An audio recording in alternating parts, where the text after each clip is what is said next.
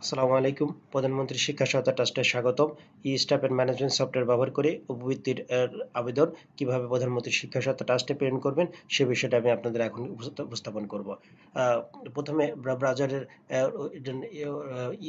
Address বারে e-staffen.pmet.gov.bd এই ঠিকানায় লেখার পর দেখছি এরকম একটি ওয়েবসাইট আসবে। সেখানে ওয়েবসাইটে কলেজ লগ ইন অপশন পাবেন। কলেজ বা মাদ্রাসা অথবা ট্রাস্ট কর্তৃপক্ষ এই মেনুতে ক্লিক করলে আহ, এখানে তিনটি অপশন দেখা যাবে। একটি college log in, Madrasa log in এবং কলেজ লগ ইন এবং মাদ্রাসা লগ ইন।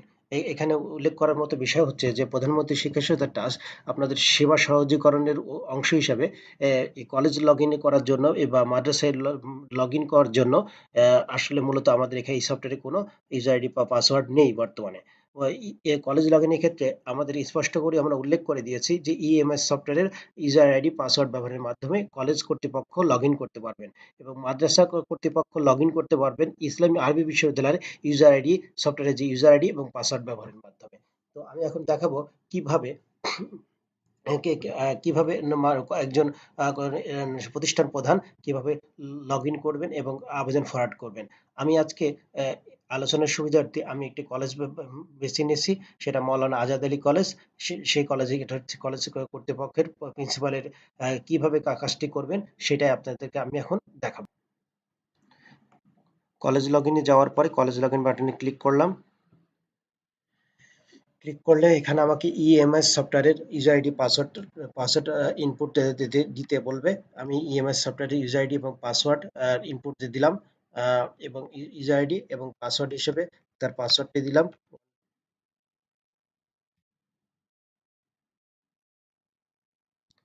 আমি পাসওয়ার্ড দিয়ে প্রবেশ করলাম। প্রবেশ করলে দেখা যাবে যে সরাসরি এই ইএমএস সফটওয়্যারের ইউজার আইডি থেকে অথেন্টিকেট হয়ে সরাসরি আমাদের ওয়েবসাইটে চলে আসবে। এখন দেখা যাচ্ছে যে আমরা এখন মৌলানা আজাদ আলী কলেজে প্রবেশ করেছে। দেখা যাচ্ছে এই ড্যাশবোর্ডে আমরা খেয়াল করলে আপনারা দেখবেন যে মৌলানা আজাদ আলী কলেজ এই যে স্টাইপেন্ড 2022, এই 22-এ টোটাল এই বছরে 15টিতে অ্যাপ্লিকেশন পড়েছে। তিনি 0টি একটি অ্যাপ্রুভ করেনি, একটিও রিজেক্ট করেনি, 15টি আবেদনই তার পেন্ডিং অবস্থা আছে। এবং একটিও আমাদের কাছে এখনো পর্যন্ত ফরওয়ার্ড করেননি। প্রধানমন্ত্রী শিক্ষার্থী চেষ্টা একটি পূরণ করেনি। আমরা এখন দেখাবো যে কিভাবে অ্যাপ্লিকেশনটি ফরওয়ার্ড করবেন। এখান থেকে অ্যাপ্লিকেশন থেকে অ্যাপ্লিকেশন লিস্টে প্রথমে যেতে হবে।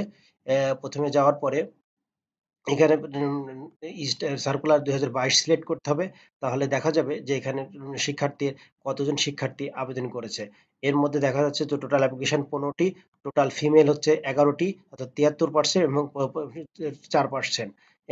মূলত পূর্বের নিয়মে আগে যেমন ছিল 75 এবং 25%, সেই নির্ণয় আর এখন আর প্রয়োজন নেই। যে কত যে কজ- যে কয়জন আবেদন করেছে অর্থাৎ ছেলে হোক মেয়ে হোক যাই হোক সরাসরি প্রধানমন্ত্রী শিক্ষা সহায়তা ট্রাস্টে প্রেরণ করা যাবে। এখন এই আমরা দেখা যাচ্ছে যে এখানে 15টি টোটাল, আমরা 15টি অ্যাপ্লিকেশন দেখা যাচ্ছে। তো আমরা এখানে টোটাল আবেদন 15টি আবেদনই এখানে দেখাচ্ছে। এখন আমি এই 15টি আবেদন কিভাবে আমরা কাজটি শুরু করব, প্রথমে অল থেকে আমরা বা পেন্ডিং থেকে আমরা তালিকা পেতে পারি। অলে আমরা গিয়ে টোটাল ধরে নিলাম আমাদের ক্লাস হয়েছে টোটাল 15টি। এখানে অনেক প্রতিষ্ঠান প্রধান এখানে কনফিউশন হতে পারে যে করোনার কারণে এখন তো আমাদের ক্লাস বন্ধ আছে। তো আমাদের দেখা গেছে যে অনেক প্রতিষ্ঠানে ভার্চুয়ালি ক্লাস হয়েছে। এই ভার্চুয়াল ক্লাসে শিক্ষার্থীরা অ্যাটেন্ড করেছে এবং তারা কি ক্লাসে অংশগ্রহণ করেছে। আমরা যে কয়টি ক্লাস নিয়েছি তার উপর সেটা ভার্চুয়াল হোক আর ফিজিক্যালি হোক, তার সেই টোটাল ক্লাস সংখ্যা এখানে লিখবে। ধরে নিলাম এই শিক্ষার্থী এই কলেজে 15টি ক্লাস হয়েছে, তার মধ্যে এই শিক্ষার্থী 12টি ক্লাসে অংশগ্রহণ করেছে। একইভাবে প্রত্যেকটা ইয়েতে 15 যেহেতু 15 একই সবাই ফার্স্ট ইয়ার স্টুডেন্ট, 15টি ক্লাস হয়েছে, এখানে আমি 10টি দিলাম। বা বা বা সর্বনিম্ন 12টা দেওয়া লাগবে, বা 12টা না, 12 না দিলে দেখা যাচ্ছে 13টি হলো বা 10টি হলো। সেক্ষেত্রে শিক্ষার্থী 75% নিচে কম হয়ে যায়। তো এটা প্রকৃত যা হবে সেটাই প্রতিষ্ঠান প্রধানগণ এখানে ইনপুট দিবেন। আমরা এখানে ধরে নিচ্ছি যে সকল শিক্ষার্থী আহ, সঠিকভাবে ক্লাস করেছে। যদি কোনো শিক্ষার্থী সঠিকভাবে ক্লাস না করে থাকে তার সংখ্যা কম দেয়া যাবে। আহ, 15টি ক্লাসের মধ্যে এখন যে কয়টি ক্লাস করেছে সে কয়টি এখানে দেওয়া যাবে। দিলে দেখবেন আমি 15টি দিলাম, এখানে 10টি দিলাম, তাহলে মোট 67% উপস্থিতি তার চলে আসলো। তা আমি ধরে নিলাম যে না, তার 13টি ক্লাস করেছে। সবাই মোটামুটি করোনার সময় 15টা ক্লাস হয়েছে অনলাইনে ভার্চুয়ালি, সবাই সেখানে অংশগ্রহণ করেছে। আচ্ছা, এইভাবে আমরা পূরণ করে যাচ্ছি। প্রত্যেকটা শিক্ষার্থীর এগেনস্টে এভাবে প্রতিষ্ঠান প্রধান কি করবেন, তার প্রতিষ্ঠানের প্রতিষ্ঠানের সকল শিক্ষার্থী যে কয়জন আবেদন করছে সকলের অ্যাটেন্ডেন্স উনি বসাবেন, যে কত হয়েছে। এখন আমরা এভাবে করে যাই, একটু দেখি। আমি একটু আচ্ছা, দেখুন, আমি প্রত্যেকটা মানে শিক্ষার্থীর টোটাল আবেদন এবং টোটাল ক্লাস সংখ্যা 15 এবং তার তার যে উপস্থিতি সেটা আমার বসানো হয়ে গেছে। এখন আমি যেটা করতে চাচ্ছি, আমি যে কজন শিক্ষার্থীকে আসলেই যারা প্রকৃত দরিদ্র এবং যাদের আসলে মেধাবী শিক্ষার্থী, যাদের আসলে উপবৃত্তি পাওয়ার যোগ্য, আমি আমি প্রতিষ্ঠান প্রধান হিসেবে মনে করছি, তাদেরকে আমরা কি করব, এখন আমরা প্রধানমন্ত্রী শিক্ষা ট্রাস্টে প্রেরণ করব। এখন দেখুন, এই এই আবেদন টোটাল যে সংখ্যা পাওয়া গেল, এখানে আমি সিলেক্ট অল দিলে সবগুলো এই পাশ থেকে আমি এই সব শিক্ষার্থীকে আমি নির্বাচন করতে পারবো, অথবা কোনো শিক্ষার্থীকে একটি একটি করেও আমি নির্বাচন করতে পারি।